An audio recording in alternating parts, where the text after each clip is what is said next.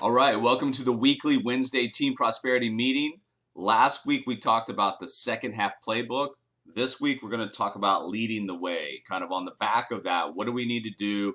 How do we need to organize our thought process, our action steps to make sure we capitalize on the coming weeks and months? So it's, the middle of July. You still got a number of weeks left in the summer, but what that means is that you don't slow down when everybody else slows down. Keep your foot on the accelerator, be organized, bring action and attention, have targets and objectives. So as people come back from these summer vacations and school starts again, you're not going to be in a restart like most of them are. You're going to be in a continuation. So what you do now has an immediate impact on your business, but also what you do now has an impact on the business that you're going to generate in the coming months. So your market demand is affected by many different things. And we were just talking about this. One of those things is a seasonality to it. And like we were talking about, this is the summertime. It's a little bit slower. Don't let that have adverse effects on your business. Continue to do what you need to do. Get the word out, educate, help the people that want to help themselves. And you'll find that you'll be able to get through this period of time pretty easily if you keep your efforts up. We will be starting a new 12-week year at the end of August. We've kind of timed this one to go from where school starts right up until Thanksgiving, right before Thanksgiving. So if you're interested in joining us, let us know. You need to read the book or listen to the book and come prepared to have, an outstanding 12 weeks. The 12-week year allows us to do a lot of things, create that vision, develop the plan, keep score, be accountable, right? Set up processes and control, regain control of your time. Probably one of the biggest, advantages of going through this system, being accountable and committed. And then on the 13th week, we kind of rest. And then we kind of take a look at what went right, what didn't go right, and prepare for the next 12-week year. Like I said, one of the biggest advantages of the 12-week year is understanding the value of time, because what you do right now, this hour, is going to have a result on, or an effect on your yearly result. So understand that what we do, and not necessarily just spending the time on work, but being, in a way that it's income producing activities. It's the most tiered activity that's going to get us to our goals. That's what we're working on. And the other thing that it helps us do is create a crystal clear vision. Remember, without a vision that's really going to propel you to take action, the rest of everything else is kind of lost. So one of the most important things is to create a vision for your life, for the 12-week year, of what you want to see happen. And like I said, if the vision doesn't propel you to action, you got to go back and revisit the vision until it does. So last week we talked about second half playbook. What do I need to make it a great second half? What changes need to be made as soon as possible? Be sure more now than ever that you're doing the most important things you should be doing every single day to achieve your goals. Don't waste time, and never let the least important things take precedent over the most important things. This week, I'm talking about leading the way. So on the backs of that second half playbook, what are some other things that I need to make sure that I know going forward to make sure that I get the most out of the coming weeks and the coming months leading in to year end? One of the things that we've got to make sure that we correct is the lack of forward momentum. You always got to be moving forward. And one of the things that you can do in the beginnings is, if you're looking at your calendar and you're seeing a lot of white space, fill it up with activity. If you don't have concrete, calendar appointments yet, fill it up with activity so that you're not looking at white space. The lack of forward momentum and the lack of things that you see on your calendar will start to play head tricks with you. I can't do this. This isn't for me. It's going to be too hard. Whatever that is. Once your mind starts tricking you, it justifies you into shifting downward and then eventually quitting. So one of the things that you can do to help yourself is just visualize your digital business as a traditional physical business. So, do I have very little to no traffic? Or are people just pouring in, wanting information, asking me questions, looking for products? So one of the things, like I said, you can do is just take a step back. Don't look at it as a digital business for a sec. What if I was a traditional business with the lights on, the doors open? Is anybody there? And if they are, what are they actually doing inside my business? You got to get organized. And we continually talk about this because one of the biggest factors in success is organization, time management. Yes, grit is so important and the activity is so important, but if you can't manage your time, you can't be organized, things are going to start to be lost, your day is going to be shuffled, and really you're going to start to lose things. And when things fall through the cracks, that's revenue, that's income, that's growth. That hurts your business. So staying organized in your day is really about developing habits. Remember, we talk about things like resolutions at the beginning of the year don't work because they're not changing anything. They're not creating habits. So you have to develop the daily habits and build a routine that you settle into. You got to plan ahead. You got to embrace your natural inclinations. Consistency over perfection. Remember, if you're constantly in the preparation stage looking for perfection, that's just a veiled way to procrastinate the action steps. You got to find balance, prioritize, declutter, and simplify. Don't be overwhelmed by things. Measure your progress, automate or outsource, and experiment. So organization is one of those things that's a must-have. Technology aids us in that, but you have to understand that organization is a must in your business. You have to understand that organization is a must because you're taking people through a similar kind of experience where you're landing and expanding, where you're going from awareness to expansion, and where you're coming in with someone's problem and then you're offering a solution. So that whole pipeline or that whole cycle of change there for your business, the client's finances, and the overall marketplace is something that's going on continuously over and over and over again. So your business is just a bunch of people in different cycles of communication that you need to, organize and keep on top of. You also have to keep learning. And if you're going to lead the way for you, your business, your clients, your partners, your mission, you got to keep learning because you have to understand, things are meaningful in your business, even if it's just small changes or small lifts. In this example, in conversion, look at this. A 10% lift in conversion through the cycle is an 800% increase in sales. Now, that's obviously revenue and income for you, but that's also more people that you're helping. And when you go back to the mission statement of changing the financial landscape of this country, that's, yes, revenue and income for you, but that's people you're helping. That's families that you're affecting. That's lifestyles that you're creating in the future that somebody's going to be very, very thankful they had that conversation with you. People have financial problems. Our company helps solve those problems. So you have to understand that the problem is very big. The solution that we have is legit. So whether it's a product or a business or both, education comes from all sides and all angles. Our partners, our clients, ourselves, the open marketplace. So really you have to understand your place, what you're trying to do. And once again, once you get dialed into the mission, you get obsessed with helping people, that's when your business really starts to flourish. You're teaching people at a base level how to get their money right. So when you look at the financial landscape of this country, the financial literacy is low, the financial wellness is not good.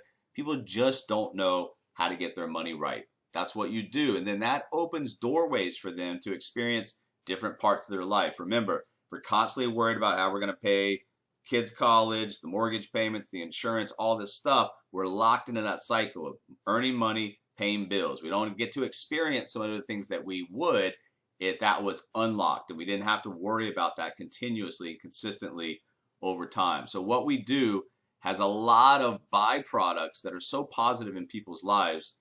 Understand the value of what you bring.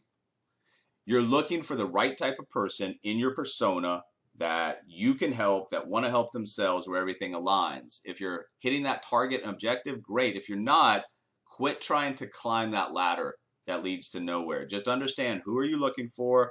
What's your message to that persona? Where are these people? And then just get in there and start helping those people time and time and time again.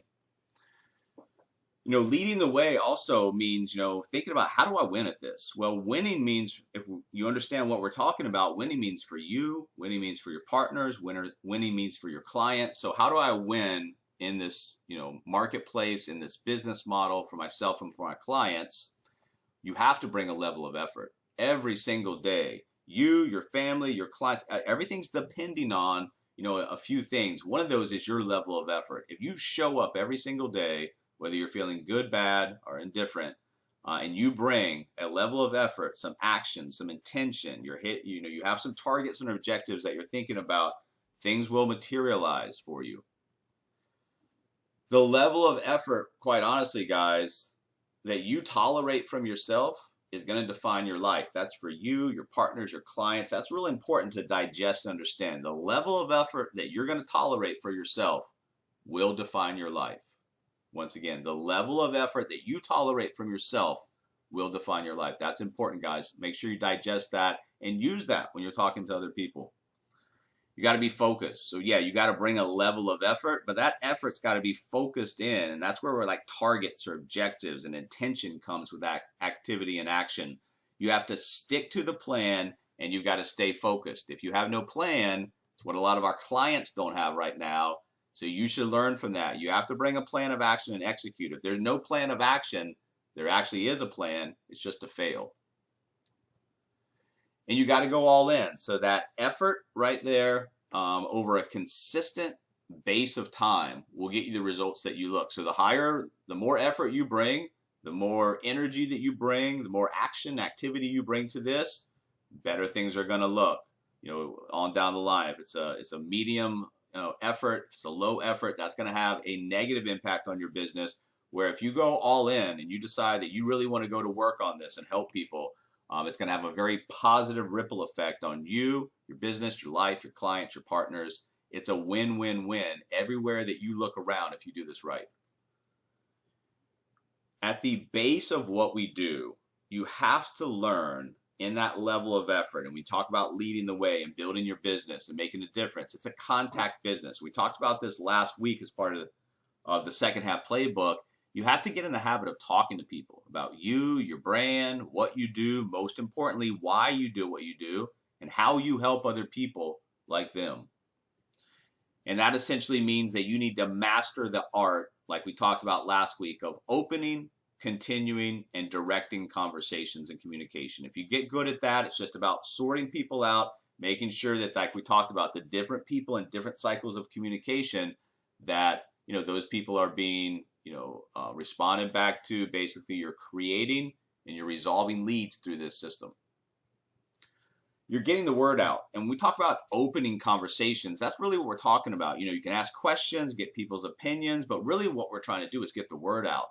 And what is that word? It's how to get ahead, right? It's about how to play this game correctly, the money game, how when the money game meets technology and superior education, and partnerships that make sense, how we can really make a difference. So you're getting the word out about how to get ahead, how money works, how to create a lifestyle that you want, how to do those things in the financial plan that lead to an endpoint people desire, versus, like we talked about, just drifting into an unknown outcome from no plan of action.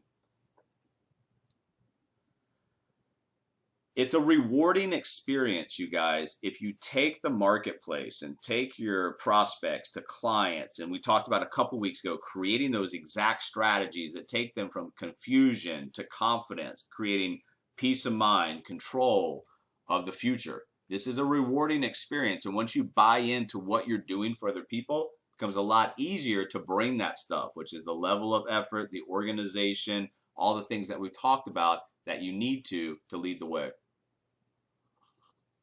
Remember, getting the word out about how to get ahead, you have to understand that naturally people have fixed mindsets. So they're going to give you that automatic pushback. So you have to learn, if you're going to lead the way, how to cut through that. Some of that stuff's going to be preemptive. If I could, whatever it is, how would you like to? Those opening phrases, not having to worry about. So you're crafting language in that opening part that's going to be designed to continue and direct that communication.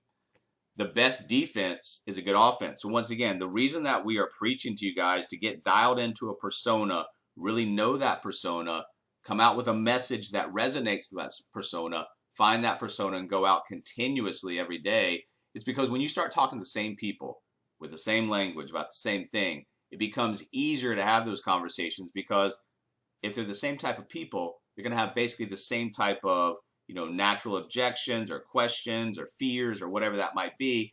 And then you can move into a preemptive way to overcome that stuff. Remember, preemptive is just, there's different ways to look at that. There's different meanings for that, but essentially when you take care of overcoming something preemptively, it's really before it enters the conversation. So when you're talking to people, you have to facts tell, stories sell, right? And that's in today's marketplace, social media, digital marketing. It's very, very, very important. And so when you're talking to people, can't be, so dry and boring. It's got to be story-like, something you've gotten results with yourself, problem you had to figure out for yourself, something you already had to teach other people, something others are asking for your help with. What can you help people do faster, better, cheaper? So organize that front end language about what you're comfortable talking about and what you think makes sense coming out of your mouth. The structure of conversation, remember, what do people want? Well, that's the hook. That's the big, bold promise. What is it that people are searching for? How you discovered your method, the story leading up to that, the one big thing, the bird's eye view, your method, what really works. And then you're preemptively overcoming false beliefs. Remember, fixed mindsets, things they've been told by their family or their inner circle, probably wrong, right? So the false belief about why they can't achieve their goal, secret 1, secret 2, secret 3. So you're preemptively overcoming those false beliefs and then introduce the offer.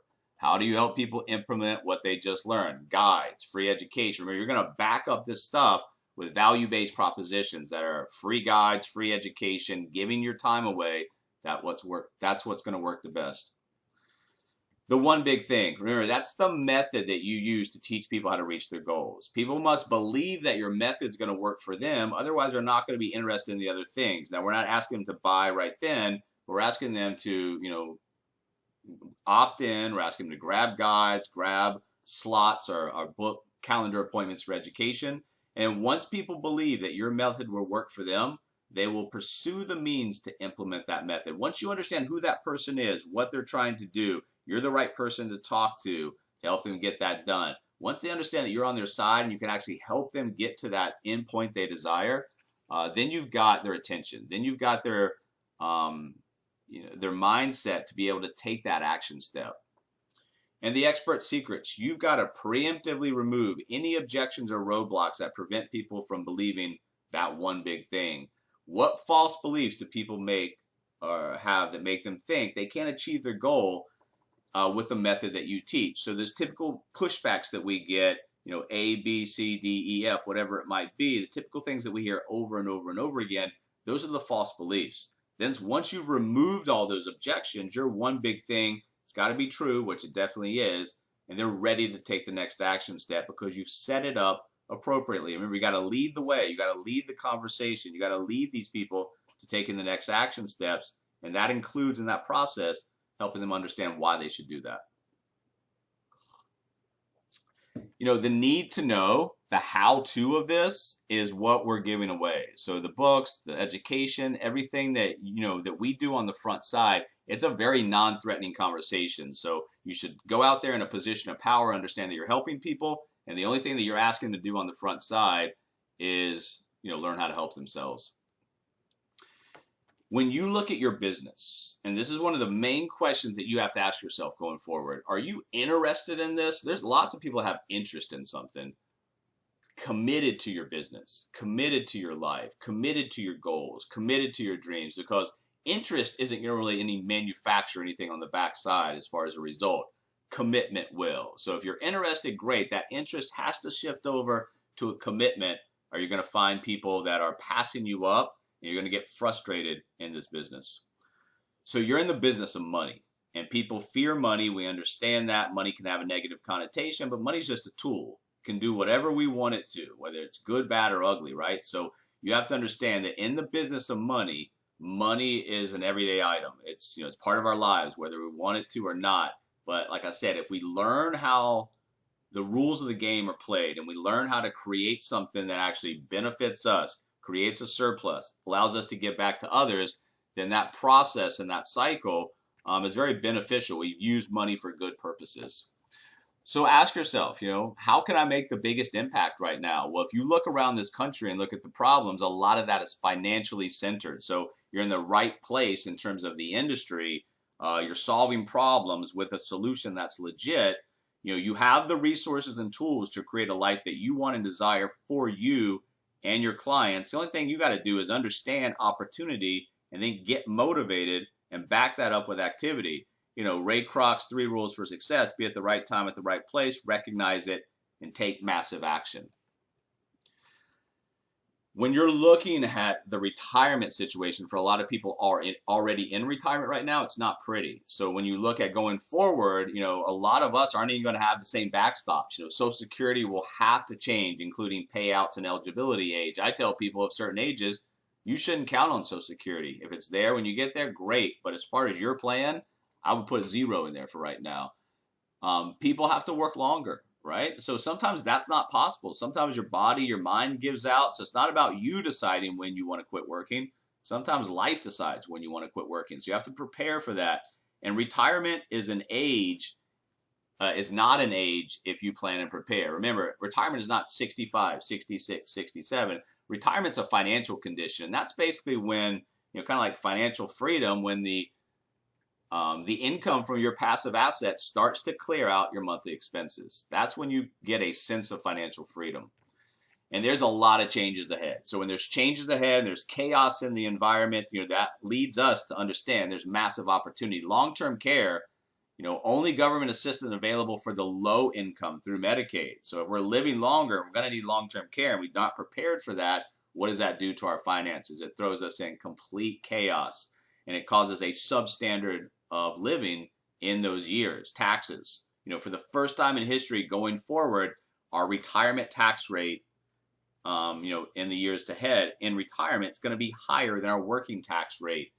Challenges equal opportunity. So understand, when you're leading the way, you have to understand that your time and place in history right now and what you can do for people, you have to understand, I'm making an impact. I'm making a difference. Once you get that in your head, it's a lot easier to bring those other things, which is the activity, the intention, the effort, the organization, the business opportunity, right, guys? We do the best for the consumer. If you can find some other, product, service, process, education that does more than we do, great. Let me know what it is. I don't know what it is. We do the best job for the consumer. We have a level playing field on the client and the partner side, and we have the best income opportunity for both our partners and our clients in terms of what we set up.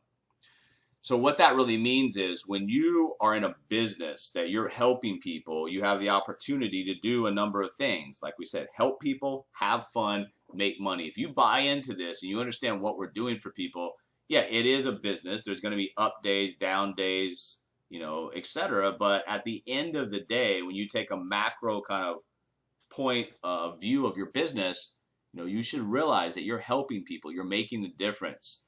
You have to help yourself first, though. You can't be out there doing what we're doing if you're in the same situation as your clients. You got to help yourself first, then look to teach other people. It's a ripple effect.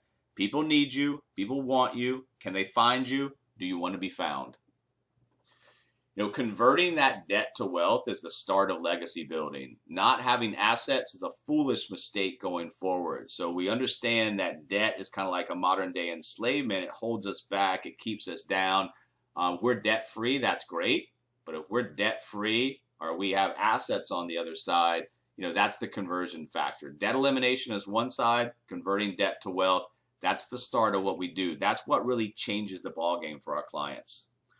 So that's all we have for this week, guys. We'll continue on our conversation next week to try to help you guys continuously build your business, build your assets, build your brand.